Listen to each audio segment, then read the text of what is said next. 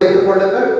சின்ன பிள்ளைகளுக்கு உங்கள் வாலிபதற்கு தேவையான செய்தியாயிருக்கும், வாலிபர்களுக்கு எதிராக தேவையான வார்த்தையாயிருக்கும், பெரியவர்களுக்கு வாழ்க்கையை சுத்தம் செய்வதற்கான வார்த்தையாயிருக்கும், ஊழியக்காரன் எனக்கு இன்னும் தன்னுடைய பாதத்தில் உட்கார்வதற்கு தேவையான வார்த்தைகள்.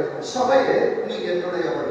எழுத்தவர்கள் வாசிக்கிறேன். எசேக்கியேல் 16ஆம் அதிகாரம், எசேக்கியேல் 16ஆம் அதிகாரம் 8வது வசனத்தை சத்தமாக நாம் வாசிக்க கேட்போம். எசேக்கியேல் 16:8. எசேக்கியேல் 16:8. நான் உன் அருகே கடந்து போன போது ஆராதனையில என்னால் நிச்சயம் சொல்ல முடியும். ஆண்டவர் அநேகருக்கு அருகில கடந்து போனார்.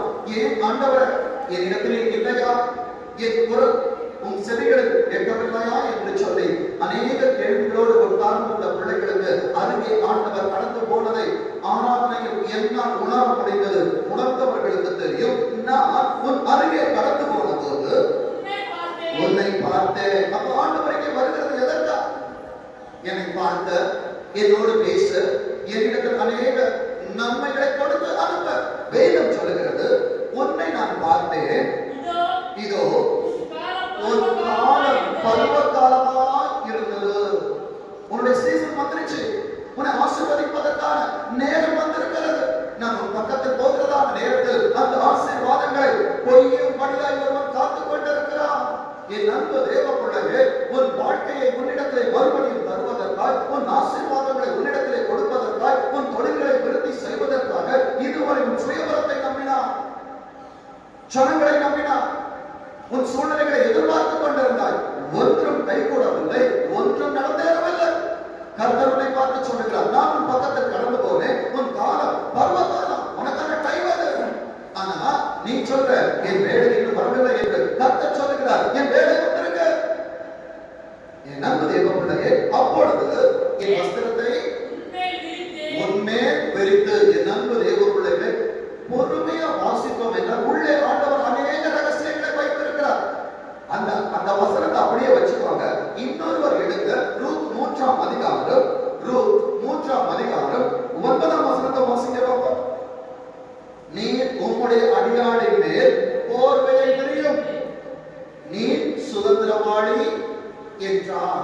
என் அன்பு தெய்வ பிள்ளைகளே, சபையே இன்றைக்கு உன்னால் ஆண்டவரை பார்த்து சொல்ல முடியுமா?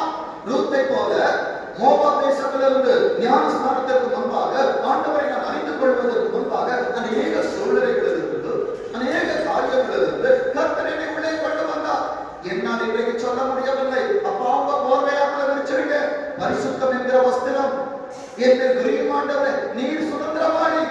இன்றைக்கு அநேக திருச்சபையில் இருக்கிற பிள்ளைகள் மற்றவர்களை குறித்து நான் பேசல. இந்த பரிசுத்தத்தை என் மேல் விரிக்க வேண்டும் என்றால் நான் உலகத்திலே இருக்கிற ஆசாபாசங்களை விடணும், கர்த்தருக்காய் வாழணும்.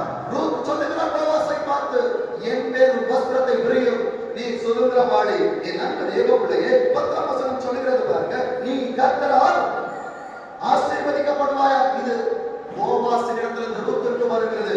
என்றைக்கு ஒரு திருச்சபை, என்றைக்கு ஒரு தேவ பிள்ளை ஆண்டவரை பார்த்து, ஆண்டவரே நான் உலகத்திற்கு அடிமை இல்லை, உமக்கு என்னை நான் முழுவதுமாய் அர்ப்பணிக்கிறேன். அதற்கு அடையாளம் தான் முழுக்கு ஞான ஸ்நானம், தெளிப்பு ஞான ஸ்நானம் அல்ல. ஏன் மூழ்கி எழுகிறோம் என்றால், நான் பாவத்திற்கு மறித்து நீதிக்கு பிழைத்து கர்த்தருடைய ராஜ்யத்திற்கு என்னை நான் சொந்தமாய் அர்ப்பணிக்கிறேன்.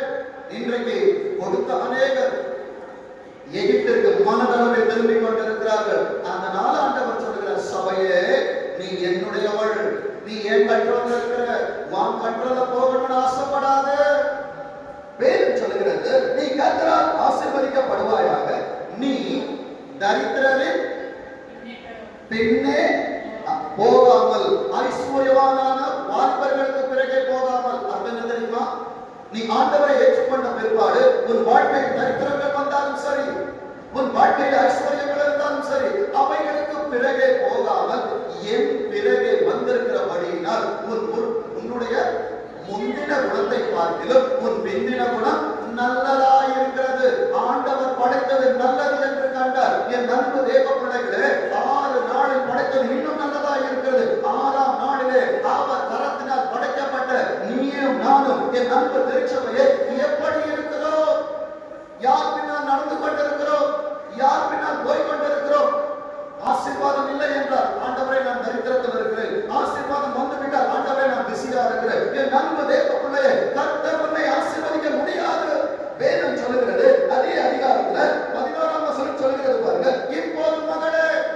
இப்பொழுது நண்பு திருச்சபையே உனக்கு வேண்டியபடியெல்லாம் செய்வேன். எந்த வேண்டுதலோடு உள்ளே வந்திருக்கிறார், எந்த கண்ணீரோடு உள்ளே வந்திருக்கிறார். இன்றைக்கு வார்த்தை முழுவதும் மணவாட்டியம் சபைக்கு, அன்பு மணவாட்டிக்கு ஆண்டவர் பேசுகிறார். இப்போ வாசிங்க எசேக்கியேல் 16:8. என் வஸ்திரத்தை முன்மேல் விரித்து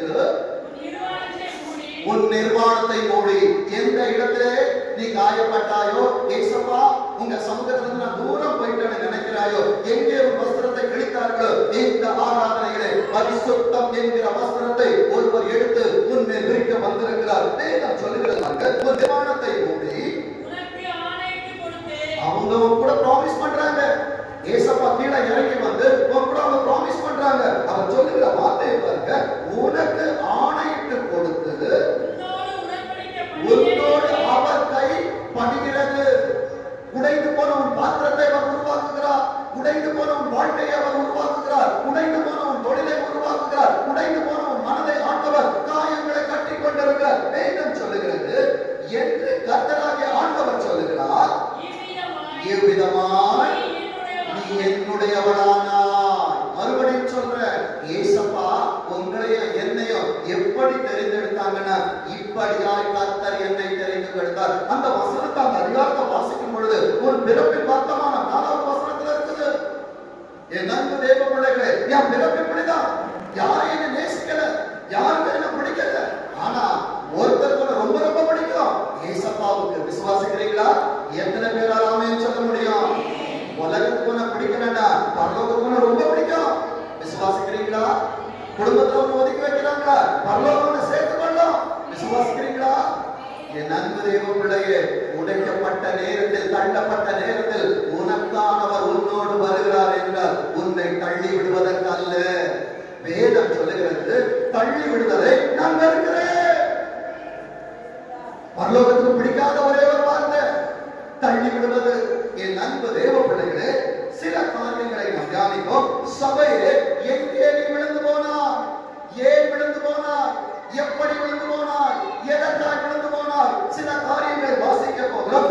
முதல் காரியம், சபை விழுந்தது எங்கே தெரியுமா? இச்சையினாலே. ஏதேன் என்கிற திருச்சபை விழுந்தது இச்சையினாலே. வாசிங்க ஆதியாகமம் 3ஆம் அதிகாரம், ஆதியாகமம் 3ஆம் அதிகாரம் 6வது வசனத்தை வாசிங்க பார்ப்போம். அப்பொழுது ஸ்திரீயானவள் அந்த விருட்சம் புசிப்புக்கு நல்லது, பார்வைக்கு இன்பம், புத்தியை தெரிவிக்கிறதற்கு இச்சிக்கப்படத்தக்க விருட்சமாய் இருக்கிறது என்று கண்டு, முதலாவது உன்னை காண வைக்கிறார். உன்னோடு ஒருவன் பேசுகிறார். நீ ஆசீர்வாதமாய் இருக்கிற நேரத்தில் உன்னை விட வைக்க முடியாது என்று நீ எண்ணிக்கொண்டிருக்கிற நேரத்திலே உலகம் உன்னோட ஃப்ரெண்ட்ஷிப்பா தான் பேசும், ஃப்ரெண்ட்லியா பேசும். ஏன் தெரியுமா? கொஞ்சம் கொஞ்சமாகத்தான் உனக்குள்ள தன் கொடுக்கை இறக்கி கொண்டிருக்கும். விஷயங்கள் கொஞ்சம் கொஞ்சம் கொஞ்சம் கொஞ்சமா ஏறுகிற நேரத்தில் ஜெபம் மறந்து போகும், வேதம் மறந்து போகும், தேவ சமூகம் மறந்து போகும். என் அன்பு தேவ பிள்ளைகளே, ஒருவனால் மாட்டி வைக்கப்பட்டு கொண்டிருப்பார். பொம்மலாட்டம் பார்த்திருக்கிறோமா? கையில பொம்மையை மாட்டி இஷ்டம் போல ஆட்டி வைப்பாங்க. என் அன்பு தேவ பிள்ளைகளே, இன்றைக்கு திருச்சபை கர்த்தரின் வார்த்தைக்கு ஆடிக்கொண்டிருக்கிறதா? செவி சாய்த்து கொண்டிருக்கிறதா? இங்கே ஆதி திருச்சபையிலே ஒரு விழுதல் வீழ்ச்சி நடைபெறுகிறது. வேதம் அங்கே சொல்லுகிறது பாருங்க. அவள் அதை காண்கிறது மாத்திரம் அல்லாமல் அந்த கனியை பறிக்கிறாள். என் அன்பு தேவ பிள்ளைகளே, பார்த்தால் அதோட நிறுத்திக் கொள்ளணும். அதை டேஸ்ட் பண்ண விரும்புகிறோம். என் அன்பு தேவ பிள்ளைகள், வேதம் சொல்லுகிறது, நம்ம டேஸ்ட் பண்ணணும்னா ஒரே ஒருவர் இருக்கிறார், கர்த்தர் நல்லவர் என்பதை ரசித்து பாருங்கள், அவரை ரசித்துப்பார். ஆனால் இன்றைக்கு திருச்சபை உலகத்தை ரசிக்கிறது, உலகத்தை ருசிக்கிறது. வேதம் சொல்லுகிறது பாருங்க, அதன் கனியை பறித்து புசித்து தன் புருஷனுக்கு கொடுத்தால் அவனும் புசித்தான். முதலாவது வீழ்ச்சி குடும்பத்தை ஒருத்தர் கிட்ட ஸ்டார்ட் ஆகுது, அது அப்படியே பரவுது. ஒருத்தர் ஒருத்தர் ஒரு நாள் பார்க்கிற நேரத்தில் ஒரு குடும்பம் கீழே விழுகிறது, ஒரு குடும்பம் விழுகிற நேரத்தில் அந்த வீழ்ச்சி மற்றவர்களிடத்தில் பரவுகிறது. என் அன்பு தேவ பிள்ளைகளே, முதலாம் வீழ்ச்சி ஏதேனில் நடந்தது. இன்றைக்கு இந்த வீழ்ச்சி உன் தொழிலிலே, ஒரு குடும்பத்திலே, ஒரு பிள்ளைகள் வாழ்க்கையிலே நடைபெறுகிறது என்றால் சரி செய்து கொள். என் அன்பு தேவ பிள்ளைகளே, 9ஆம் வசனத்தை வாசிக்க அதே அதிகாரத்துல, அப்பொழுது தேவனாகிய கர்த்தர், எங்க நீ விழுறியோ அப்ப உனக்கு ஒரு வார்னிங் வரும், உனக்கு ஒரு சத்தம் வரும்.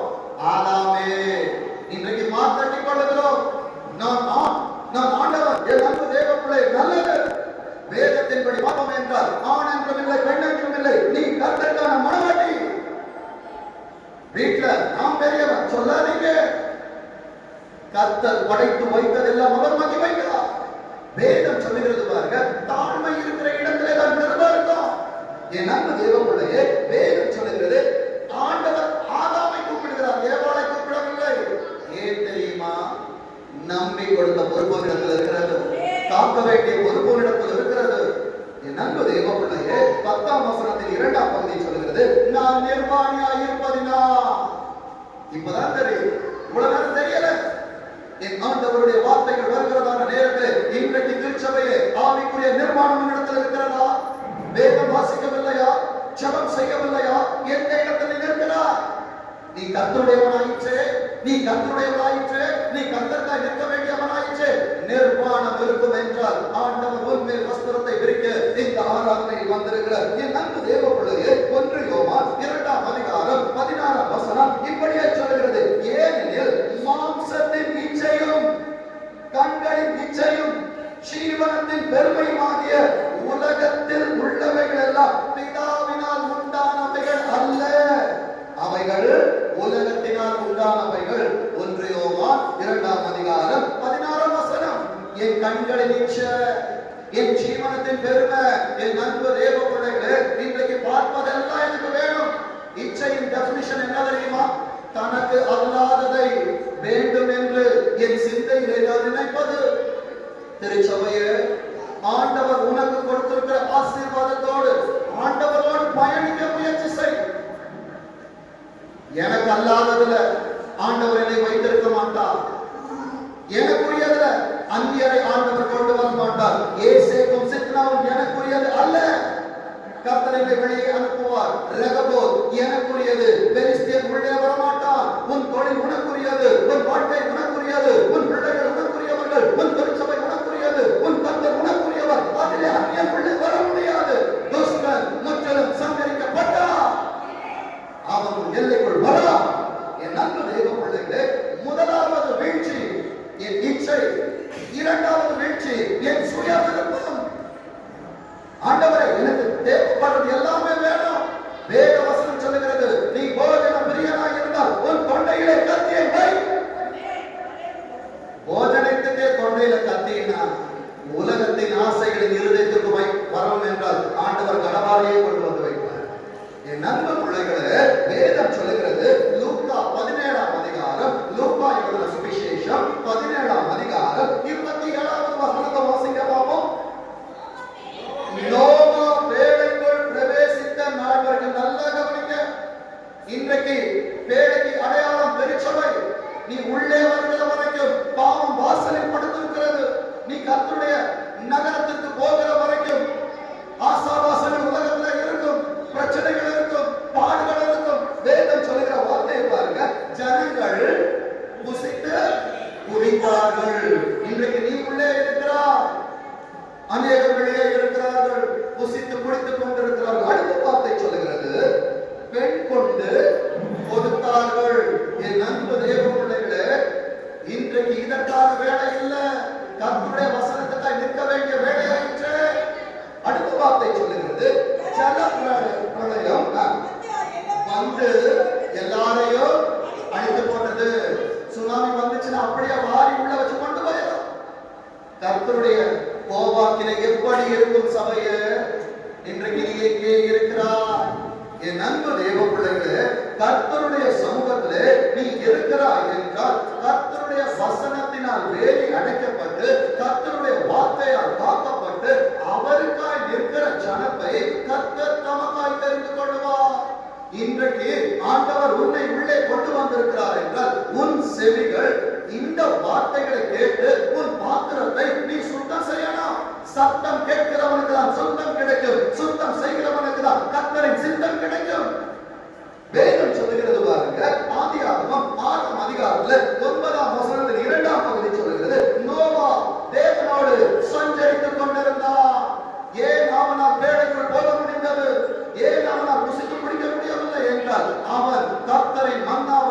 தான் ஆண்டவரின் போஜனத்தை அவன் எடுத்துக்கொண்டான். எடுத்துக்கொண்டபடியால் அவன் மாத்திரமல்ல, அவனோடு இருந்ததான என்கிறதான தன் 3 பிள்ளைகள் அவர்களின் மனைவிகளையும் மொத்தம் 8 பேரை அவன் ரட்சித்தான். புதிய உலகத்திற்கு தகவல் யார் தெரியுமா? ஆதாம் அல்ல, நோவா. உன் குடும்பத்திற்கு நீ தலைவனா இருக்க வேண்டும் என்றார். இன்றைக்கு பிரச்சனைகள் நூறாய் கடந்தாலும் சோர்ந்து போகாதே. கர்த்தர் உனக்காய் வைத்திருக்கிற வேலைக்குள்ள நெருப்பாய் என்றால் உன் குடும்பம் என்பது வேலை, உன் வேலை என்பது வேலை, உன் பிள்ளைகள் என்பது வேலை. அதை ஒழுங்காய் வள, அதை வளர்ப்பாய் என்றால் உள்ளே வைத்து கர்த்தர் கலவை வைப்பார். சில பிரயாணம் வந்தாலும் உன்னை அது மேற்கொள்ளாது. வேதம் சொல்லுகிறது பாருங்க, 12வது வசனத்தை வாசிங்க. தேவன் பூமியை பார்த்தார். ஒவ்வொரு நாளும் ஆண்டவர் உள்ளான இருதயத்தை பார்ப்பார், உன் குடும்பத்தை பார்ப்பார், உன் தொழிலை பார்ப்பார், உன் பிள்ளைகளை பார்ப்பார், நீ என்ன செய்கிறாய் என்று பார்ப்பார். வேதம் சொல்லுகிறது, இதோ அது சீர்கெட்டதாய் ஆசீர்வதிக்கப்பட வேண்டிய என் அன்பு திருச்சபையே, நீ சீர்கெட்டுக் கொண்டிருக்கிறாய். ஆசீர்வதிக்கப்பட வேண்டிய என் குடும்பமே, நீ சீர்கெட்டுக் கொண்டிருக்கிறாய். சீர்கேடுகள் இருக்கும் என்றால் ஜன பிரயாணம் வரும் பொழுது தப்ப முடியாது, போராட்டங்கள் வரும் பொழுது அதிலிருந்து ஓட முடியாது. இன்றைக்கு கர்த்தர் உன்னை சுத்தம் செய்ய விரும்புகிறார் என்றால் என் அன்பு தேவ பிள்ளையே, நீ தெரிந்து கொள்ள வேண்டிய காரியம், என்னிட சீர்கேடுகள் இருக்கிறது. சீர்கேடுகள் இருக்கும் என்றால் கர்த்தரால் ஆசீர்வாதத்தை தர முடியாது. வேதம் சொல்கிறது பாருங்க, இது ஒரு சீர்கேட்டதாக இருந்தது. மாம்சமான யாவரும் பூமியின் மேல் தங்கள் வழிகளை, இன்றைக்கு வழிகள் ஏன் வருகிறது தெரியுமா? வழிகளை நீ கெடுத்துக் கொண்டார், வழிகளை நான் கெடுத்துக்கொண்டேன். கெடுத்துக் கொண்டதன் நிமித்தம் நான் சொல்லுகிறேன், ஆண்டவரே என்னை மறந்து போனீரோ? அவர் மறக்கவில்லை. என் சுய காரியத்தினால், என் சுய விருப்பங்களினால் அநேக நேரத்திலே நான் தேவ சமூகத்தை மறந்திருக்கிறேன். ஆதியாகமம் 7ஆம் அதிகாரம் 5ஆம் வசனம் சொல்லுகிறது, நோவா தனக்கு கர்த்தர் கட்டளையிட்டபடியெல்லாம் செய்தான். திருச்சபையே, ஆண்டவரின் கட்டளைகளின்படி நடக்கிறாயா? உன் சுய விருப்பத்தின்படி நடக்கிறாயா? கர்த்தர் உனக்கு நியமித்தபடி இருக்கிறாயா? நீயே உனக்கு நியமித்துக் கொண்டபடி இருக்கிறாயா? என் அன்பு தேவ பிள்ளையே, உன் வாழ்க்கையில் உன் சித்தம் நடைபெறாது. ஆண்டவர் இந்த உலகத்திற்கு வந்த நேரத்தில் அவர் பிதாவை பார்த்து சொன்னார், என் சித்தம் அல்ல, பரமண்டலங்களில் இருக்கிற எங்கள் பிதாவே, உன் நாமம் பரிசுத்தப்படுவதாக, உன் ராஜ்யம் வருவதாக, உன் சித்தம் செய்யப்படும். எங்க பரலோகத்துல இன்றைக்கு பரலோகம் எனக்கு சொன்னபடி என் வாழ்க்கை இருக்கிறதா? பரலோகம் எனக்கு கற்றுக் கொடுத்தபடி என் திருச்சபை இருக்கிறதா? பரலோகம் சொன்ன வழியிலே என் பிள்ளைகளை நான் நடத்துகிறேனா? நடத்துவா என்றால் கர்த்தரின் ஆசீர்வாதம் முன்னிலை நிலைத்திருக்கும். வேதம் சொல்லுகிறது பாருங்க, என் அன்பு தேவ பிள்ளைகளே, 1 யோவான் 2ஆம் அதிகாரம் 15ஆம் வசனம் சொல்லுகிறது, உலகத்தில் உள்ளவைகளும் அன்பு கூறாதிருங்கள். ஒருவன் உலகத்தில் அன்பு கூர்ந்தால் அவனிடத்தில் பிதாவே அன்பு இல்லை. நான் உலகத்தை ரொம்ப லவ் பண்ணணும்னா ஆண்டவரை லவ் பண்ண முடியாது. திருச்சபையே, யாரை நேசிக்கிறா? திருச்சபையே, யாரிடத்திலும் காரியங்களை சொல்லுகிறாய்? அழகாக ஆண்டவர் வரைந்து கொடுத்த வார்த்தையை திருச்சபைக்கு எடுத்து காண்பிக்கிறேன். யோவான் எழுதின சுவிசேஷம் 6ஆம் அதிகாரம் 37ஆம் வசனம் சொல்லுகிறது, வாசிங்க. யோவான் 6ஆம் அதிகாரம் 37ஆம் வசனம். பிதாவானவர் எனக்கு கொடுக்கிற யாவும். அப்போ இன்றைக்கு திருச்சபைக்கு வந்திருக்கிற நீங்க எல்லாரும் ஆண்டவர், பிதாவானவர் ஆண்டவரிடத்தில் கொடுத்தது. ஆண்டவர் இந்த ஊழியர்களை நம்பி தந்தது. வேதம் சொல்லுகிறது பாருங்க, பிதாவானவர் எனக்கு கொடுக்கிற யாவும் என்னிடத்தில் வரும். ஏசப்பாட்ட வந்தா அவர் புறம்பே தள்ளமாட்டார். ஆண்டவர் தவறு செய்த நேரத்தில் உன்னை புறம்பே தள்ளவில்லை. ஏன் உன் வேலையை புறம்பே தள்ளுகிறாய்? உன் குடும்பத்தை புறம்பே தள்ளுகிறாய்? உன் பிள்ளையை புறம்பே தள்ளு. பாஸ்டர், நான் யாரையும் புறம்பே தள்ளல. ஆபீஸ் முடிஞ்சுட்டா வீட்டுக்கு வா, அது வீட்டுக்கான நேரம், உன் பிள்ளைகளுக்கான நேரம். அதை திருடுவாய் என்றால் நீ அதை புறம்பே தள்ளுகிறாய். சபைக்கு வர வேண்டிய நேரம் மனிதன் என்று பேசுற, ஆண்டவரை புறம்பே தள்ளுகிற. வேலைக்கு போக வேண்டிய நேரம் ஃப்ரெண்ட்ஸோட பேசுற, வேலைக்கு போக வெட்டி ஜோடியா வீட்டுல உட்கார்ந்திருக்கிறேன். அது என் குடும்பத்திற்கான ஆசீர்வாதத்தை நான் புறம்பே தள்ளுவது. என் அன்பு தேவ பிள்ளையே, ஆண்டவரிடத்தில் வருகிறவனை அவர் புறம்பே தள்ள மாட்டார். இப்போ அநேகருக்கு விளங்கும், ஏன் ஆண்டவர் இன்றைக்கு என்னை நேரத்திற்கு உள்ளே கொண்டு வந்தார். அவர் என்னை புறம்பே தள்ள விரும்பவில்லை, தன்னோடு அணைத்துக் கொள்ள விரும்புகிறார். விசுவாசிக்கிறீங்களா? என் அன்பு தேவ பிள்ளையே, ஆதியாகமம் 27ஆம் அதிகாரம், ஆதியாகமம் 27ஆம் அதிகாரம் 17வது வசனத்தை வாசிங்க. ஆதியாகமம் 29:17. ஆதியாகமம் லேயாளுடைய கண்கள் கூச்ச பார்வையாயிருந்தது.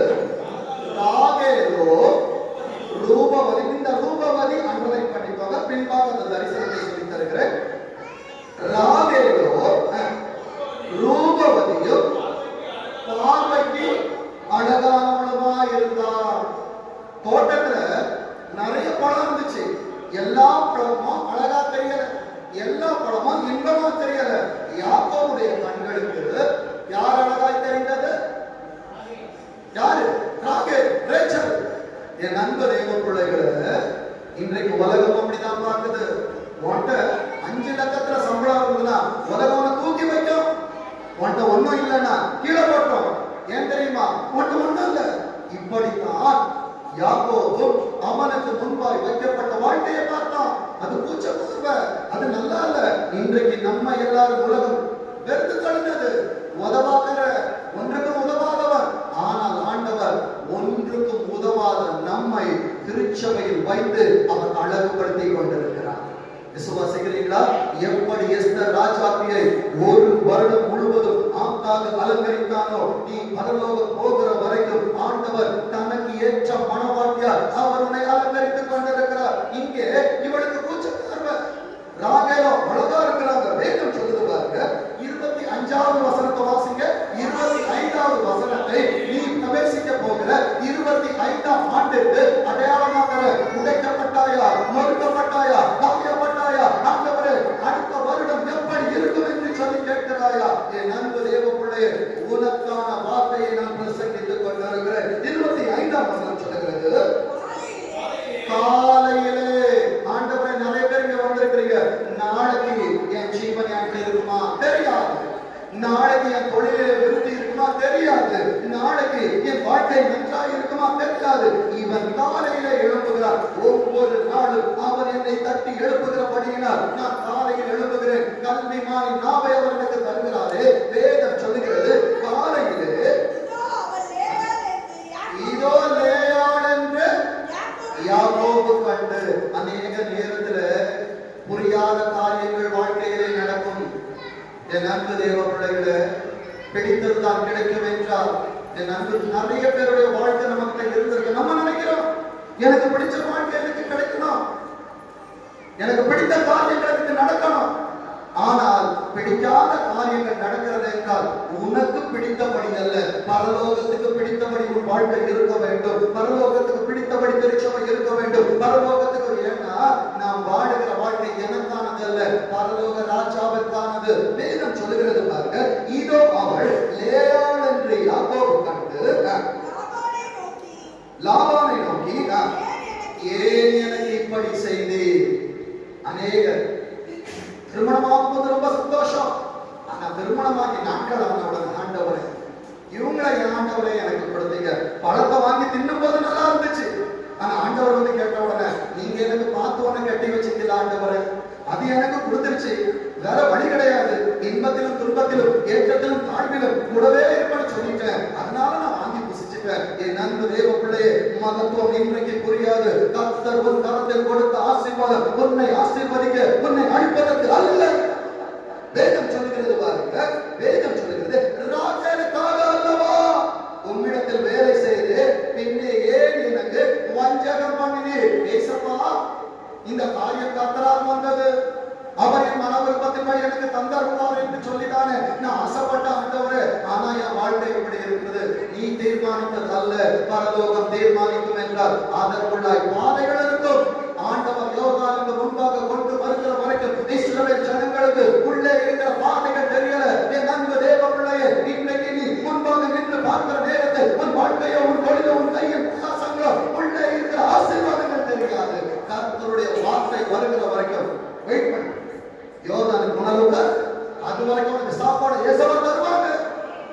வேதத்துல எங்கேயாவது இருக்குதா?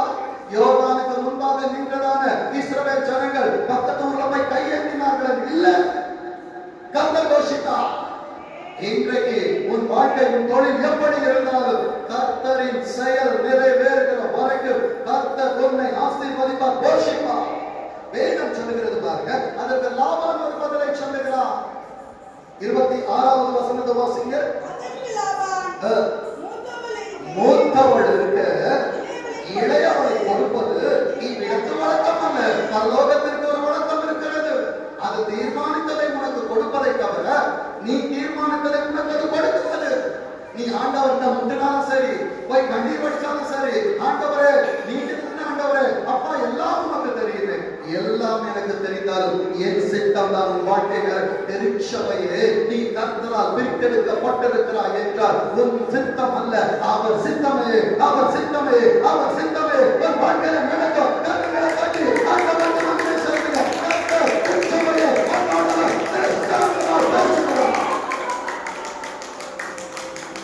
நம்ம தேவனுடைய வேதம் சொல்கிறது. எசேக்கியேல் 20ஆம் அதிகாரம், எசேக்கியேல் 20ஆம் அதிகாரம் 40ஆம் வசனத்தின் 2ஆம் பகுதி. அங்கே அவர்கள் மேல் பிரியம் வைப்பேன். ஏசப்பா ஏன் அவனை கொண்டு வந்திருக்காங்க தெரியுமா?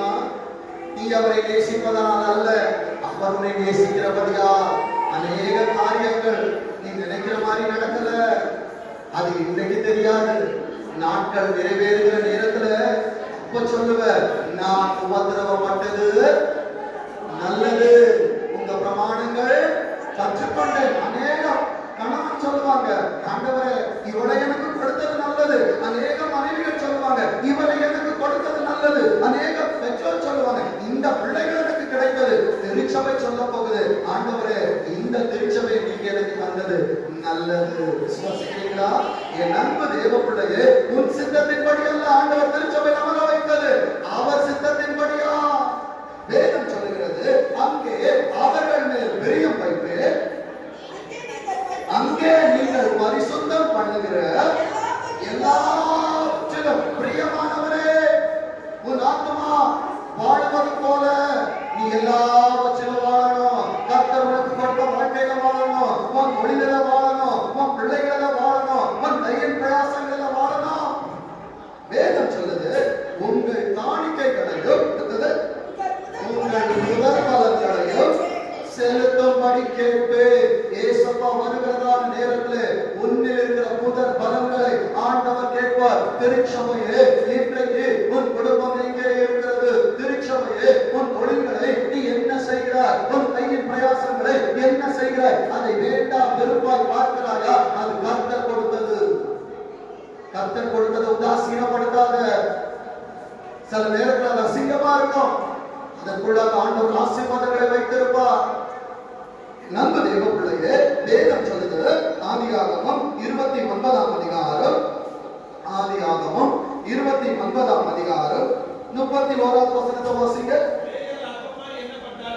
லேயாள் எப்படி எண்ணப்பட்டாளா? இன்றைக்கு பிரச்சனை கூட இருக்கிறதான என் அன்பு திருச்சபையே, உன் வேலை ஸ்தலம் உன்னை அற்பமாய் பார்க்கிறதா? உன் உறவுகள் உன்னை அற்பமாய் பார்க்கிறதா? நீ நேசித்தவர்கள் உன்னை அற்பமாய் பார்க்கிறார். பின்பாக உனக்கு 7 ஆசீர்வாதத்தை தேசமா தர போறாங்க. 7 ஆசீர்வாதம், 7 நாட்களின் அடையாளம். என் அன்பு தேவ பிள்ளையே, வேதம் சொன்னது பாருங்க, லேயாள் அற்பமாய் எண்ணப்பட்டாள் என்று கர்த்தர் கண்டு. என்னோட கூச்சக்கண்ணு, அவ கிளியோபாட்ரா மாதிரி அழகா இல்ல. இன்னைக்கு புருஷனுடைய கண்ணுக்கு மனைவி அழகா இல்ல, மனைவியுடைய கண்ணுக்கு புருஷன் அழகா இல்ல. அவர்கள் கண்களுக்கு அவைகள் அழகா இல்லாதபடியினால் பிள்ளைகள் வாழ்க்கை அலங்கோலமா இருக்குது.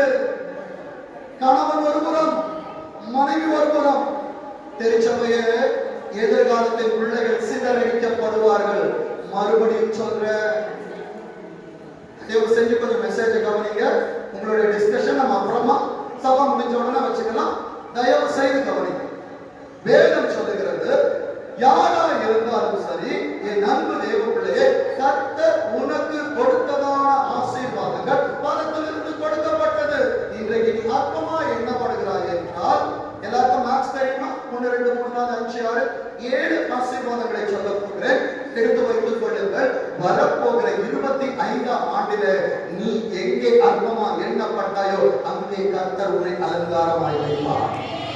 வேதம் சொல்லுது. முதல் ஆசீர்வாதம் வாசிங்க. அதே அதிகாரத்துல 32வது வசனத்தை வாசிங்க. சின்ன பிள்ளைங்களா உட்காருங்க. லேயா என்ன பண்ணாளா? அற்பமாய் எண்ணப்பட்டவளை கர்த்தர் பெருக செய்வார். விசுவாசிக்கிறீங்களா? எத்தனை பேரால் இது நம்ப முடியுது? நீ அற்பமாய் எண்ணப்பட்ட இடத்துல கர்த்தர் உன்னை அலங்காரமாக்குவார்.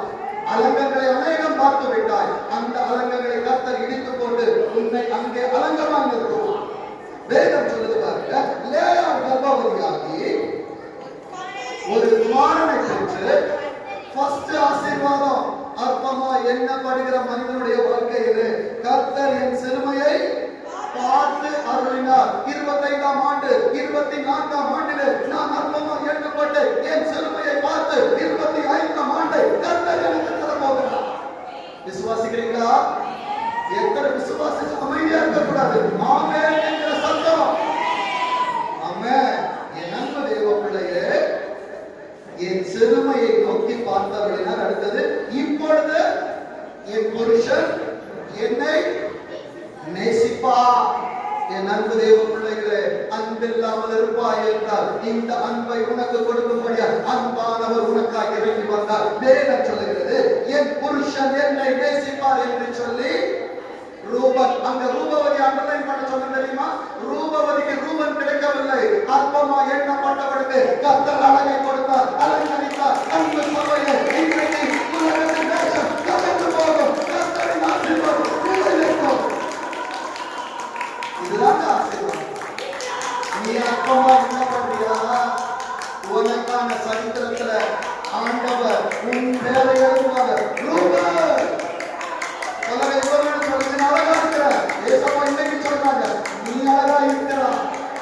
என் அன்பு தேவ பிள்ளையே, 2வது ஆசீர்வாதம் 38வது வசனம். நான் அற்பமாய் 33 வாசிங்க. நான் அற்பமாய்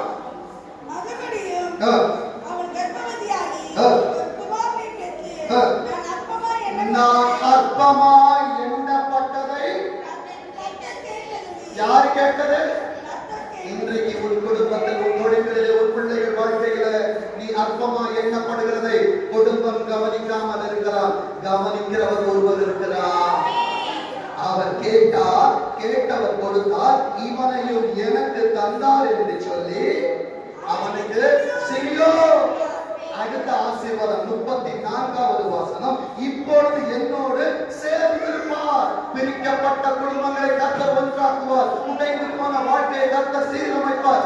தொலைத்த உன் தொழில்களை கர்த்தர் கரத்திலே கொடுப்பார். எதிர்காலம் இல்லாமல் இருப்பார் என்றால் எதிர்காலத்தை கர்த்தர் உனக்கு தருவார். வேதம் சொல்லுகிறது இப்பொழுது என்னோடு சேர்ந்திருப்பார் என்று சொல்லி அவனுக்கு லேவி.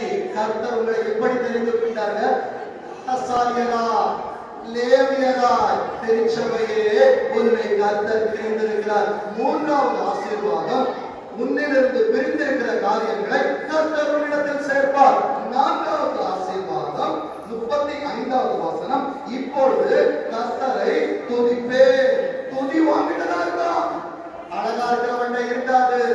உன்னை பார்த்து பூச்ச கண்ணு, உன் மூச்சு நல்லா இல்ல, உன் உடல் நல்லா இல்ல, உன் நட நல்லா இல்ல, உன் குணம் நல்லா இல்ல, உன் எனக்கு பிடிக்கல, உன் தொழில பிடிக்கல, உன் வேலையை பிடிக்கல. ஆண்டவர் அந்த இடத்தில் தான் துதியை வைத்திருக்கிறார். உன்னை ஏன் ஒரு அற்பமா என்ன வச்சார் தெரியுமா? நீ துதிச்சுக்கிட்டே இருக்கணும். வேதம் சொல்லுது பாருங்க. இப்பொழுது கர்த்தரை துதிப்பேன் என்று சொல்லி அவனுக்கு யூதா என்பது துதி. இப்ப கரங்களை தட்டி ஆண்டவரை சொல்லுங்க, நான் அற்பமா எண்ணப்பட்டபடியா உம்மை துதித்து வைத்தீர் ஆண்டவரே. வேதம் சொல்லுகிறார். அடுத்த ஆசீர்வாதம் ஆதியாகமம் 30ஆம் அதிகாரம். ஆதியாகமம் 30ஆம் அதிகாரம் 17வது வசனத்தை வாசிங்க. கொஞ்ச நாள் ஆண்டவர் பிரேக் விட்டாரு. பிரேக் விட்டுட்டு மறுபடியும் ஆண்டவர் ராகேலை கேட்கவில்லை. ஏனென்றால் முதற்கனி கர்த்தருக்குரியது. விசுவாசிக்கிறீங்களா? முதற்கனி ஆண்டவர் ரொம்ப பிரஷஸா வச்சிருப்பாங்க.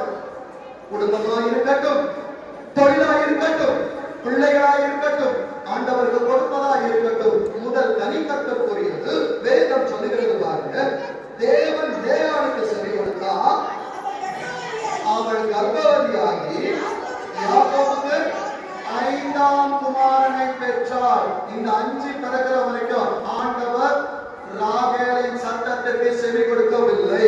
அடுத்த வார்த்தை 19ஆம் வசனம், அப்புறம் லேயாள் பிள்ளைங்க உட்கார்ந்துட்டீங்க சொல் படிங்க.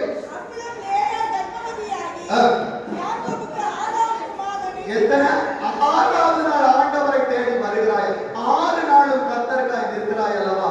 ஆண்டவர் ராகேலை கேட்கவில்லை, 6 நாளும் சத்தத்தை கேட்டாங்க. அடுத்தது 21வது வசனத்தை வாசி. 20 வாசிங்க. 20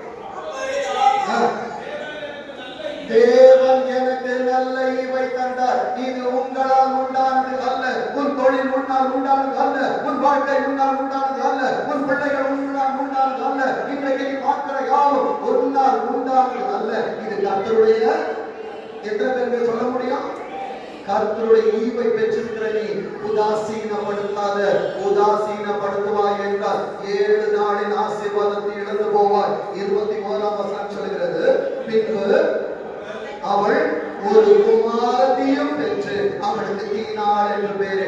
7 நாளும் அலங்கரிக்கப்பட்ட திருச்சபையே, 7 நாளும் உன்னை எங்கேஜா வச்சிருக்கிற ஆண்டவர் 7 விதமான ஆசீர்வாதங்களை கர்த்தர் உனக்கு தந்தார். ஆண்டவர் என்னோடு பேசினார் என்று சொல்லுகிறவர்கள் கரங்களை கட்டி, இது மனித சத்தம் அல்ல, கர்த்தர் எனக்கு கொடுத்தது, இல்லை என்று வந்த, இல்லை என்று உனக்கு இல்லை என்று கர்த்தர் என் 6ஆம் வயசுக்கு கேட்காததை கர்த்தர் என்று பயன்படுத்தினார். இந்த தேவ பிள்ளைய, இவ்வளவு நாடு அழகில்லை, பணம் இல்லை, குணம் இல்லை, உன்னை பார்த்து உலகம் நின்றுச்சு. 25ஆம் ஆண்டிலே உனக்கானவர் இறங்குவார். ஒவ்வொரு நாளும் ஒவ்வொரு நொடியும் உனக்காயவர் செதுக்கிக் கொண்டு உள்ளே வந்திருக்கிறார். உனக்கு முன்பார் ஒருவனும் நீ போய்கொண்டிருக்கும் நாளல்ல, ஒருவனும் உனக்கு முன்பார்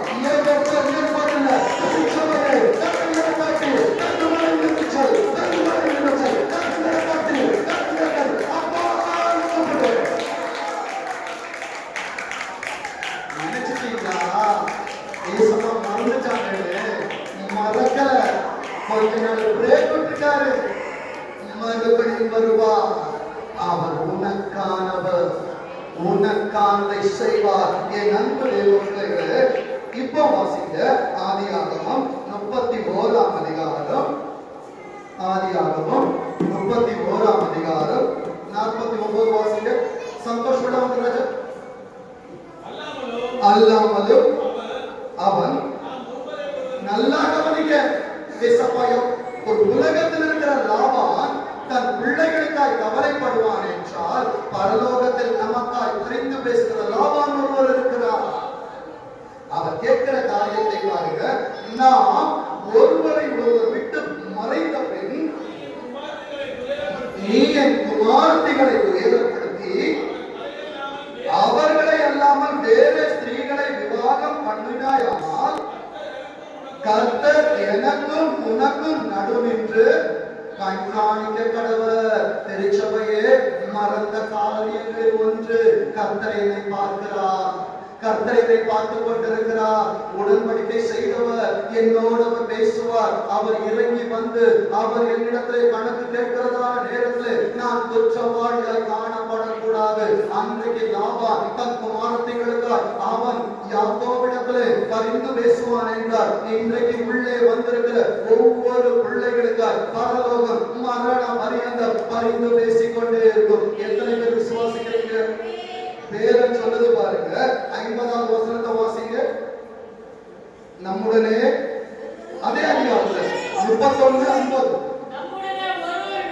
நம்ம நினைக்கிறோம், ஏசப்பா நான் என்ன பண்ணாலும் தெரியாது, நான் என்ன செஞ்சாலும் தெரியாது. ஆனா பரலோகம் சொல்லுது பாருங்க, நம்முடனே ஒருவனும் இல்லை. இன்னைக்கு வந்திருக்கிற தேவச்சனமே, உன் வாழ்க்கையை பார்க்க முடியல, உன் தொழிலை பார்க்க முடியல, உன் பிள்ளை பார்க்க முடியல. ஆனால் ஒவ்வொரு நொடியும் பரலோகம் உன்னை உற்று கவனித்துக் கொண்டிருக்கிறது. உன் கண்ணீரை பார்க்கிறது, உன் கதறலை பார்க்கிறது, உன் உள்ளான இருதயத்தை நோக்கி கொண்டிருக்கிறது. வேதம் சொல்லுகிறது, பார் தேவனே எனக்கும் உனக்கும் சாட்சி என்று சொன்னபடியால் ஏன் ஏசப்பா உன்னை மிஸ்பாக்கு கொண்டு வந்தாங்க இப்ப தெரிஞ்சுதா? உன் வாழ்க்கை உனக்குரியது, உன் தொழில் உனக்குரியது, உன் பிள்ளைங்க உனக்குரியவர்கள். இதனால் தான் கர்த்தர் உன்னை மிஸ்பாவிற்குள் வைத்திருக்கிறார். மிஸ்பாவை மிஸ் பண்ணிடாத என் அன்பு தேவ பிள்ளைகளே. கர்த்தரோடு அவர் உன்னோடு இருப்பார் என்றால் நீ ஆசீர்வதிக்கப்பட்டவனாய் இருப்பார். ஆதியாகமம் 32 வாசிங்க, 32:24 வாசிங்க. ஆதியாகமம் 32:24 வாசிங்க. யாக்கோபு பிந்தி தனித்திருந்தான். இன்றைக்கு ஏசப்பா வாழ்க்கையில தனிமை அனுமதிக்கிறாங்களா? ஏன் தெரியுமா? சில காரியங்களை உனக்கு கற்றுக் கொடுக்க ஆசைப்படுகிறார். சில காரியங்களை உனக்கு சொல்லிக் கொடுக்கணும்னு ஏசப்பா ஆசைப்படுறாங்க. நீ எவ்வளவு ஜாம்பவனா இருந்தாலும் சரி, ஒரு நாளிலே வயதாகிற நேரத்திலே உன் செல்வங்கள் பெருகினாலும் கர்த்தருடைய சமூகத்தில் கொண்டு வந்து கர்த்தர் உன்னை தனிமைப்படுத்துவார். வேதம் சொல்லுகிறது. 28வது வசனத்தை வாசிங்க. இதுக்கு மேல உன் பேர் நீ யாக்கோபு இல்ல, வசந்த் சொல்லணும். இனி என் பேரு வசந்த் சொல்ல, ஒரு வசந்த் இல்ல, உள்ளே இருக்கிற அநேக வசந்தங்கள் சொல்ல வேண்டும். இனி என் பெயர் வசந்த் அல்ல ஆண்டவரே, கர்த்தர் என்னை ஷாத்ராக்காய் மாற்றி இருக்கிறார். உங்களுக்கு ஆவிக்குரிய பேரை கர்த்தர் திருச்சபையில் வைத்தது எதற்கு தெரியுமா? நீ பழகி போன ஒரு பாவ வாழ்க்கை விட்டு வெளியே வர வேண்டும் என்பதற்கு வேதம் சொல்லுகிறது. அப்பொழுது உன் பெயர் இனி யாக்கோபு எனப்படாமல் இஸ்ரவேல் எனப்படும். இஸ்ரவேல் என்பது 12 கோத்திரம். 12 கோத்திரங்கள் என்பது 25ஆம் ஆண்டிலே நீ பார்க்க போகிற 12 மாதங்கள். கர்த்தர் உன் பாத்திரங்களை நிரம்ப வைப்பார். கரங்களை தட்டி ஆண்டவருக்கு நன்றி சொல்லுங்க. இந்த ஆராதனையை கர்த்தர் உன்னை கொண்டு வந்தது 7 நாட்கள் ஆசீர்வாதம், 12 மாதங்கள் ஆசீர்வாதம். இந்த வருடம் ஏலியின் வருடமாய் கர்த்தர் அபிஷேகித்து சபைக்கு தருகிறார். ஏலியின் அனுபவம் என்ன தெரியுமா? 70 பேரிச்சம் மரங்கள், 12 நீரூற்றுகள். எத்தனை பேர் சொல்ல முடியும்? ஒரு ஊற்றுக்கே வழியை காணும். தொலைவை நம்பி உள்ள வந்த, துருத்திய நம்பி உள்ள வந்துட்டேன். ஆனா ஏசப்பா தொலைவை எனக்கு தந்தாங்கன்னு எத்தனை பேர் விசுவாசிக்கிறீங்க? துருத்திய நம்பினீங்க, நான் பிள்ளைகளை விட்டுருவீங்க. துறவை பார்த்தால் தலைமுறையை தூக்கி சொல்ல எத்தனை பேர் விசுவாசிக்க முடியும்? நிறைய பேரோட கையை காணும். எல்லாரும் வீட்டுல பணம் கொடுத்து வந்துருக்கோம். கையெல்லாம் வச்சிருக்கீங்களா? கரங்களை உயர்த்தி சொல்லுங்க. துறவை ஆண்டவரை நான் துருத்தியை பார்க்க வரல, துறவை பார்க்க வந்திருக்கிற எத்தனை பேர் சொல்ல முடியும்? ஆமென் சொல்லுங்க. உனக்கு துறவா என்று ஆசீர்வதிக்க போகிறார். 3வது காரியம், சபையே வார்த்தையானவரை நம்பு, அவரை பரிகசிக்காதே. மறுபடியும் சொல்லுகிற, முதலாவது இச்சையில் சபை விழுந்தது, 2வது சுய விருப்பத்தில் திருச்சபை விழுந்தது, 3வது ஆண்டவரை நம்ப வேண்டிய விஷயத்தில் அவரை நம்பாமல் அவரை பரிகாசம் செய்ததினால் சபை விழுந்து கொண்டிருக்கிறது. வாசிங்க எபிரேயர் 4ஆம் அதிகாரம், எபிரேயர் 4ஆம் அதிகாரம் 12ஆம் வசனத்தை வாசிங்க. கர்த்தருடைய வார்த்தையானது எபிரேயர் 4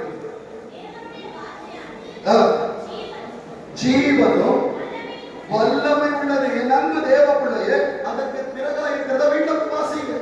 முதல்ல இயேசுவோட வார்த்தையில ஜீவன். இன்றைக்கு வார்த்தை கேட்காதபடியினாலே ஜீவன் இல்ல, வல்லமை இல்ல. என் அன்பு தேவ பிள்ளையே, எவீர் என்கிறதான ஜெபஆலய தலைவர் ஒருவர் இருக்கிறார். பிள்ளை மாண்டு போனா ஆண்டவரை அழைத்து அனுப்புகிறார். தெரிந்த சங்கதி வாசிங்க.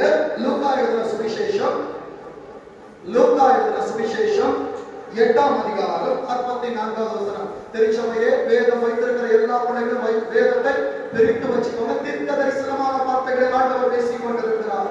லூக்கா 8:44 வாசிங்க. அவருக்கு பின்னாக வந்து, ஏசப்பாக்கு பின்னால வா. உலகத்துக்கு பின்னால போனா வல்லமை வராது, சர்வம் வரும், பிசாசு வரும், கடன் வரும், பிரச்சனை வரும். வேதம் சொல்லுது, அவருக்கு பின்னாக வந்து அவருடைய வஸ்திரத்தின் ஓரத்தை கொண்டவருக்கு விடுதலை. இன்றைக்கு ஆண்டவரை இருதயத்தை கொண்ட உனக்கு ஆண்டவர் விடுதலை தர மாட்டாரா? எத்தனை பேர் ஆமென் சொல்ல முடியும்?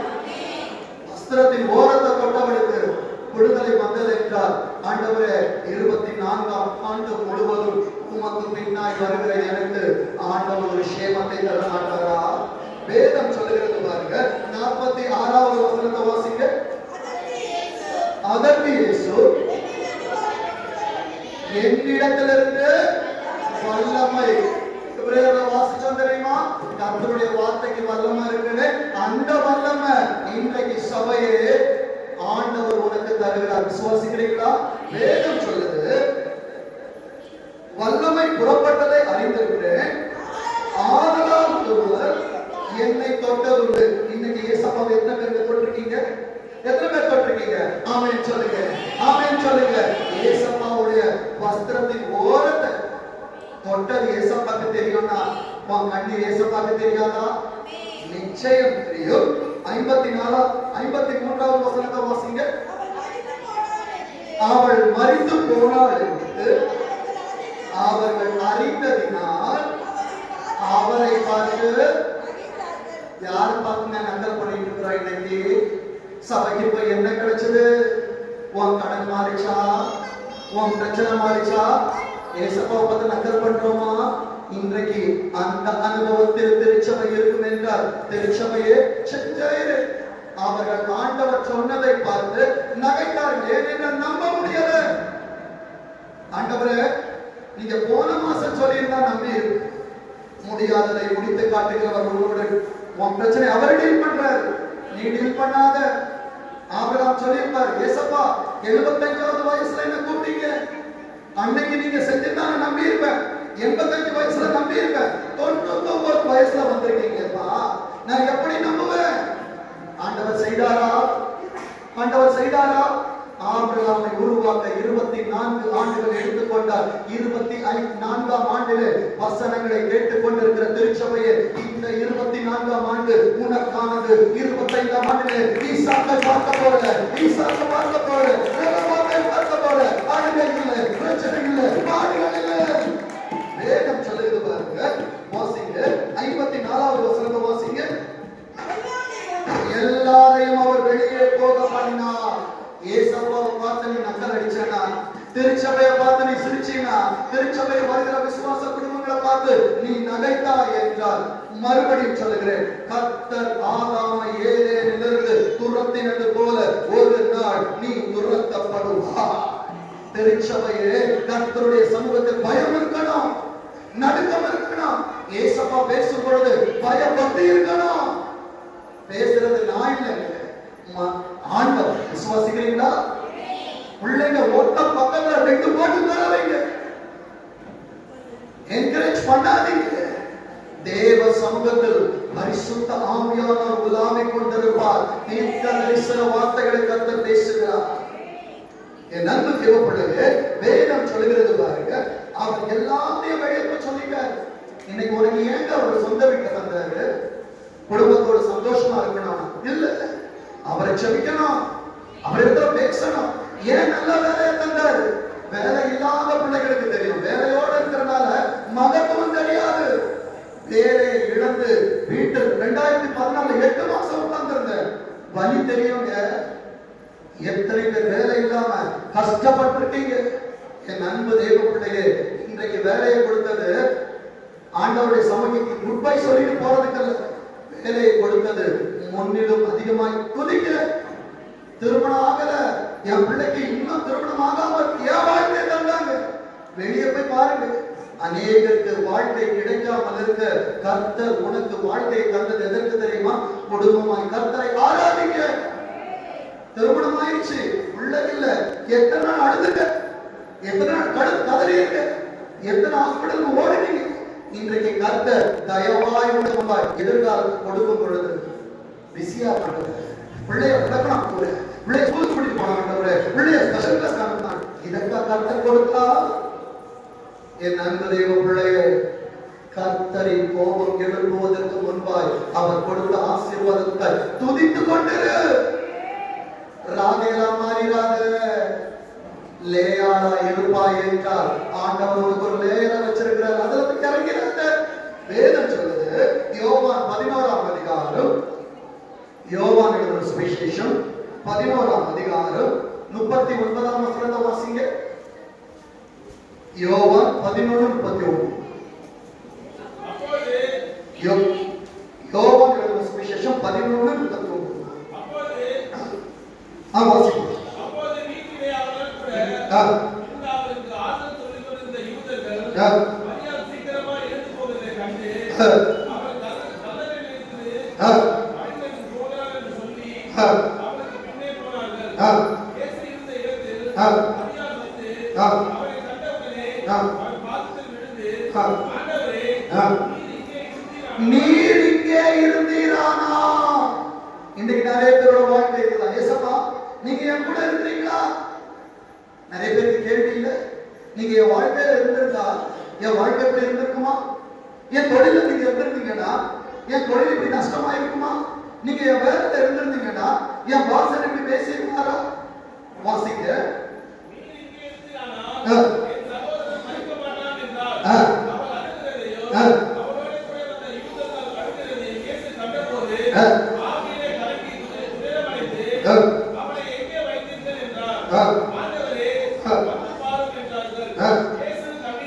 நல்லா கவனிக்க. ஏசப்பா நீங்க கூப்பிட்டுருக்கீங்களா? ஏசப்பா வந்து பாருங்க. இன்றைக்கு ஒரு நிலைமையை பார்த்து மனுஷன் சிரிக்கிறான், பரலோகம் கண்ணீர் வடிக்கிறது. விசுவாசிக்கிறீங்களா? இது எத்தனை பேருக்கான வார்த்தைங்க? குடும்பத்துல நீ கண்ணீர் வடிச்சு யாரும் பார்க்கல. ஏசப்பா சொல்றாங்க, உனக்காய் நான் கண்ணீர் வடிக்கிறேன். அடுத்தது வாசிங்க.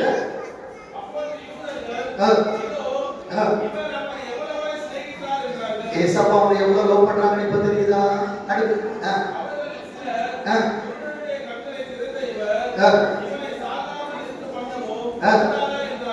இப்படிதான் உலகம் சொல்லணும். ஏசப்பாவும் கூட இருந்தாங்கல்ல, சர்ச்சுக்கு ஓட்டல, பைபிள் மார்போடு சுமந்தல, ஏசப்பாவும் கூட இருந்தா இப்படி நடக்கணுமா? சொல்லு, வெயிட் பண்ணு. இன்னும் நீ ஏசப்பாவோட முழுமையான அற்புதத்தை பார்க்கல. அடுத்தது வாசிங்க.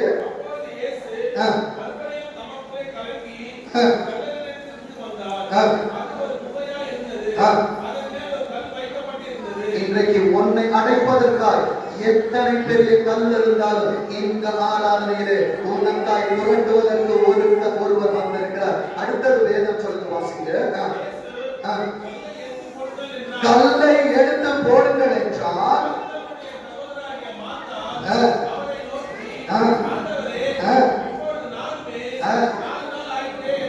எல்லாரும் சொல்றோம். 3 வருஷம் அவங்க கூட இருந்தாங்க. அவங்களுக்கு தெரியல, கூட இருந்த லாசரு மறிச்சிட்டான். 3 நாள் ஆச்சு. ஏசப்பா 4 நாள் ஆகி போச்சு. நானுமே உன் வாழ்க்கை ஒரு நாள் ஏசப்பா இல்லாம இருந்தா நாரி போயிடும். என் அன்பு தேவ பிள்ளைகளே, இன்றைக்கு உனக்கு மனத்தை கொடுக்கும்படியார், உனக்கு ஒரு குணத்தை கொடுக்கும்படியார் ஒருவர் பேசிக் கொண்டிருக்கு. உலகம் உனக்கு பார்த்து சொல்லுது. கூட போன சகோதரி சொல்றாங்க, ஏசப்பா நானுமே 4 நாள் ஆயிடுச்சு. இன்றைக்கு உன் ஜீவன் போயிடுச்சுன்னா உலகம் நான் மறந்துடும். ஆனால் உன்னை நினைக்க பரலோகம் காத்து கொண்டிருக்கிறது. என் அன்பு தேவ பிள்ளையே, லூக்கா எழுதின சுவிசேஷம் 24ஆம் அதிகாரம், லூக்கா 24:9 வாசிங்க. லூக்கா 24. கல்லறையை விட்டு திரும்பி போய், இது எந்த சம்பவம் தெரியுமா? ஆண்டவர் உயிர் தெழுந்த பின்பு. இன்றைக்கு ஏன் ஆண்டவர் திருச்சபையோடு பேசுகிறார் தெரியுமா? வார்த்தையை காண்பித்து கொடுக்கிறேன். கல்லறையை விட்டு திரும்பி போய் இந்த சங்கதிகளை எல்லாம் 11 மற்ற எல்லாருக்கும் அறிவித்தார். அறிவித்தது யார் தெரியுமா? 10வது வசனத்தை வாசிங்க. மகதலேனாகிய மரியாள், யோவன்னாள், யாக்கோபின் தாயாகிய மரியாள். இந்த யாக்கோபின் தாயாகிய மரியாள் யார் தெரியுமா? அவர்தான் ஏசப்பாவுடைய தாய். ஆண்டவருடைய சகோதரர் 2 பேர், யாக்கோபு, யூதா. இவர்கள் தான் உன் கரத்தில் வைத்திருக்கிற யாக்கோபை, யூதாவை எழுதினவர்கள். இங்கே ஆண்டவருடைய டெசிக்னேஷன் எப்படி மாறுது தெரியுமா? ஆண்டவரின் தாயார் அங்கே வந்தார்கள் என்று அல்ல. யாக்கோபுடைய அவருடைய அசைன்மென்ட் முடிஞ்சிருச்சு. அவர் வரத்திற்கு போய்விட்டார். இன்றைக்கு அன்பு தேவ பிள்ளைகளே, அவரை மரியாளின் பிள்ளைகளை பார்த்துக் கொண்டிருக்கிறோம். ஒரு ரசத்தை கொடுப்பதற்கு ஆண்டவர் மரியாளை அனுமதிக்கல. அவர் எப்படி கனத்தை மரியாதை கொடுப்பார்? என் அன்பு தேவ பிள்ளையே, இங்கே அவர் யாக்கோபின் தாயாய் அறியப்படுகிறார். இன்றைக்கு ஆண்டவரை எப்படி பார்க்கிறார்? என் அன்பு தேவ பிள்ளையே, வேதம் சொல்லுகிறது, யாக்கோபின் தாயாகிய மரியாளும் இவர்களோட கூட இருந்த ஆண்டவர் நான் என்று சொல்லுவாய் என்றால் உன்னால் ஆண்டவரை பார்க்க முடியாது. அவர் தான் ஆண்டவர். நான் ஆண்டவரின் மனவாட்டி. ஆண்டவரின் நற்செய்தியை ஆண்டவர் அறிவிக்க பயன்படுத்தியது ஸ்திரீகளை. இன்றைக்கு திருச்சபையின் நற்சாட்சியை வெளியே கொண்டு போக பயன்படுத்துவது மனவாட்டியம் சபையை. வேதம் சொல்லுகிறது. 11வது வசனத்தை வாசிங்க. இன்னைக்கு நீ சொல்ற நிறைய வார்த்தை வீண் வார்த்தையா தோணுது இல்ல. சபையில 1ஆம் தேதி கொடுக்கிற ப்ராமிஸ் வேர்டு நிறைய பேருக்கு வீண் வார்த்தை. ஆண்டவர் கொடுக்கிற வசனம் வீண் வார்த்தை. குடும்பத்துல ஏசப்பாவை சொன்னா வீண் வார்த்தை. வேதம் சொல்லுகிறது அவர்களுக்கு வீண் பேச்சாய் தோன்றினதினால் உன்னை நம்ப மாட்டாங்க. நீ சொல்றதை கேட்க மாட்டாங்க. கவலைப்படாத என் அன்பு தேவ பிள்ளைகளே. 3 வருஷம் ஏசப்பா கூடவே இருந்தாங்க. 3 நாள் அவர் கல்லறைக்குள்ள போயிட்டாங்க. நம்ப முடியல. அப்ப ஏசப்பாவை விட்டு நீ ஒரு நிமிஷம் விலகி போயிட்டனா ஏசப்பாவை மறக்கடிக்கிற அநேக காரியங்கள் உன்னை சந்திக்க வந்து நேரிடும். திருச்சபையே மறுபடியும் சொல்லுகிறேன், கர்த்தரை பரிகசிக்காதே, கர்த்தரை நம்பு.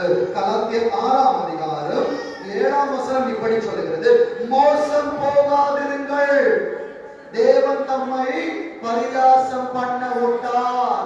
பைபிள் படிக்காத, சாட்சி சொல்லாத, ஆண்டவருக்கு கொடுக்காத, சபைக்கு போகாத, ஊழியக்காரன் வந்தா சொல்றதை கேட்கல, போன் பண்ண எடுக்காத, என்ன பார்க்க என்ன பார்த்தோம் ஒண்ணும் கிடைக்காது. உள்ளே இருக்கிற கர்த்தரின் குணத்தை பார்ப்பாய் என்றால் அவரை பரிகசிக்காதே. வேதம் சொல்லுகிறது, தேவன் தம்மை பரிகாசம் பண்ண விட்டார். மனுஷன் எதை விதைக்கிறாரோ இன்றைக்கு திருச்சபையை விதைக்கிறார். ஆண்டவருடைய சமூகத்தில் எதை விதைத்துக் கொண்டிருக்கிறாய்? இன்னொரு பெரிய தீர்க்க தரிசனத்தை இதோட நான் நிறுத்திக்கணும்னு பார்க்கிறேன். ஆனா கர்த்தர் பிடித்து உட்கார வைத்து சில கருதலான சத்தியத்தை கொடுத்தாங்க. வேதத்தை வைத்திருக்கிற பிள்ளைகள், டைரி எழுதுற பிள்ளைகள் குறித்து வைத்துக் கொள்ளுங்கள். ஆண்டவர் காண்பித்துக் கொடுத்த வேதத்தின் அடுத்த மகத்துவம் லூக்கா 20ஆம் அதிகாரம். லூக்கா எழுதின சுவிசேஷம் 20ஆம் அதிகாரம் 10வது வசனத்தை வாசிங்க.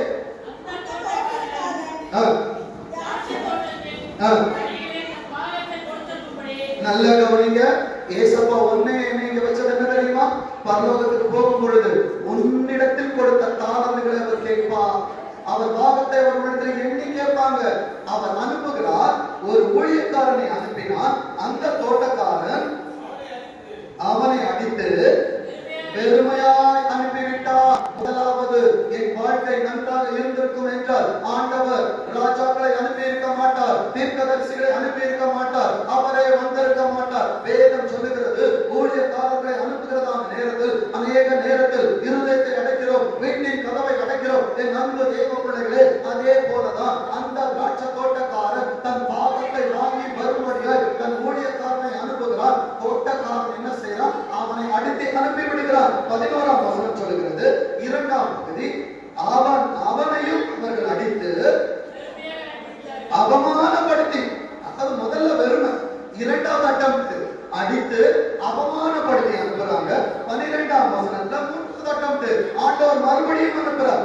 அவனையும் அவர்கள் காயப்படுத்தி ஃபர்ஸ்ட் என்ன பண்ணாங்க? அவமானம், வெறுமையா அனுப்புனாங்க. அடுத்தது அவமானம், அடுத்தது அடிச்சு அனுப்புறாங்க. உடனே இந்த திராட்சை தோட்டக்காரன் என்ன பண்ணான் தெரியுமா? என் அன்பு தேவ பிள்ளைகளே, 13ஆம் வசனத்தை வாசிங்க.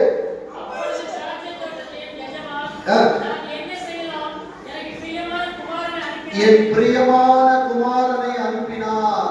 ஆண்டவர் தீர்க்கதரிசிகளை அனுப்பி பார்த்தாரு, ஊழியக்காரன் அனுப்பி பார்த்தாரு, கேட்கல.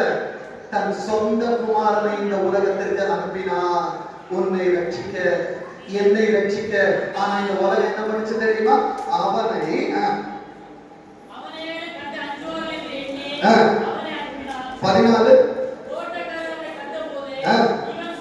இவன் சுதந்திரவாளி. ஆண்டவர் உலகத்துக்கு வந்தார், சுதந்திரவாளி கொடுத்தாரு. பிசாசு எல்லாரையும் கிளப்பி விட்டுட்டான். நடந்தது என்ன தெரியுமா? வாசிங்க. சுதந்திரம் நம்முடையதான். இன்றைக்கு இந்த சுதந்திரம் என்று நீ ஏமாந்து உலகத்தை தெரிந்து வைத்திருக்கிறாய். ஆண்டவரை நீ கொலை செய்து கொண்டிருக்கிற சபையே, நீ யாரா இருந்தாலும் மனம் திரும்பு.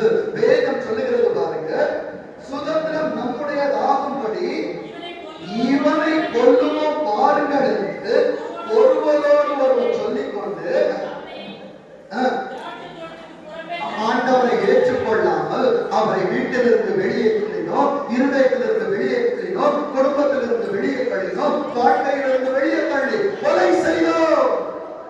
திருச்சபையே, ஆண்டவர் ஊழியக்காரன் அடிக்கிறவருக்கு அமைதியா இருப்பாரு. ஏசப்பாவை என்னைக்கு நீ தொடரணும்னு நினைச்சிட்டியோ, ஏசப்பா இல்லாதது வெறும் படகு. பரலோகம் ரொம்ப வயலண்ட் ஆயிடும். ஏசப்பா இல்லாம பரலோகத்துக்கு நீ போக முடியாது. ஆண்டவர் 4 பேரை அனுப்புகிறார். வேதத்திலிருந்து ஒரே அதிகாரத்துல 4 விதமான தரிசனங்களை காண்பித்துக் கொடுக்கிற எரேமியா 25:4 எழுதுறவங்க எழுதிக்கோங்க. எரேமியா 25:4, எரேமியா 26:4, எரேமியா 29:19, எரேமியா 35:15. 4லுமே ஒரே கருத்துள்ள காரியம்தான். மறுபடி சொல்லுகிறேன். எரேமியா 25 வரப்போகிற புதிய ஆண்டு. அடுத்தது எரேமியா 26:4, எரேமியா 29:19, 29:11 ஏசப்பா சொன்னாங்க, நீ எதிர்பார்த்திருக்கும் முடிவை உனக்கு கொடுக்கும்படியா உன் மேல இருக்கிற நினைவுகளை அறிவித்து அவைகள் தீமைக்கல்ல என்று சொன்னவரை உதாசீனப்படுத்தாது. எரேமியா 35:15. இப்போ எரேமியா 25:4 மட்டும் வாசிக்க பார்ப்போம்.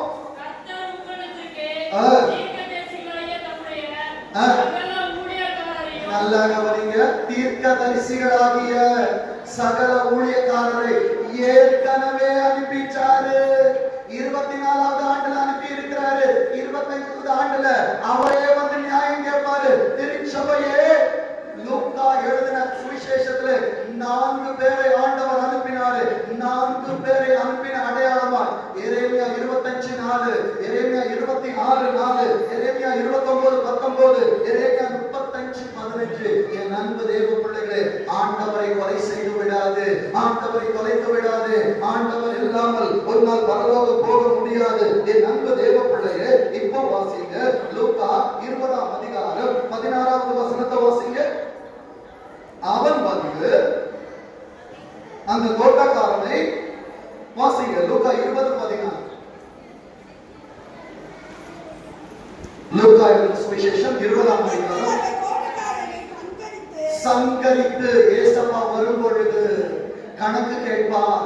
நியாய தீர்ப்பில அவர் சங்கரிக்கிற இடத்துல திருச்சபை நிற்க கூடாது.